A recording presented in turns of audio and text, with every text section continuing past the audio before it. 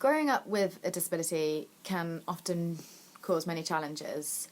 But the thing I think I thank my parents for the most is the fact that they just let me get on with things like they did my other two sisters who don't have a disability. They let me find my own way of adapting things. So I remember, I don't remember, but my mum told me that I used to sit in my bed with my dad's shoe, working out how on earth I was going to tie my shoelaces. And I found a way. And actually, I found a way a lot quicker than my sisters, and I think that's because I was so determined. I think quite often parents wrap their kids up in cotton wool because they're worried about them not being able to do things. Let them go out and make the mistakes. Let them go out and find their way. That's the most important thing. I don't really see myself as disabled now. There's nothing really I can't do. I think probably the only thing is the monkey bars, which still is a bit of a challenge, but it's nothing that's going to stop me in life. It's not going to stop me achieving my dreams. I think the teenage years were probably the hardest for me. That's when I was quite self-conscious.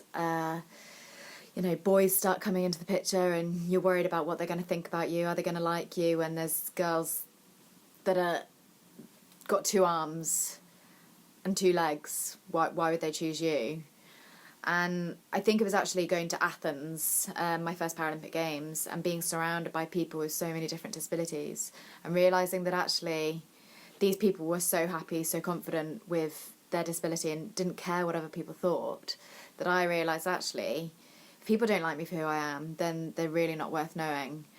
And since then, I've stopped wearing long sleeve t-shirts. I get my arm out all the time and I'm quite happy to show it, and I'm quite happy for people to come up and ask questions.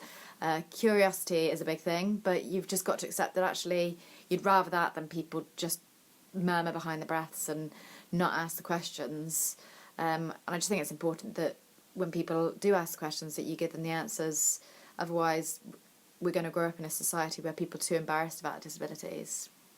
But yeah, it's definitely a challenge, but it's an exciting challenge. I think we just find different ways of doing things, and like I said, don't wrap them up in cotton wool and just be prepared to let them be a determined young person, which I'm sure they will be.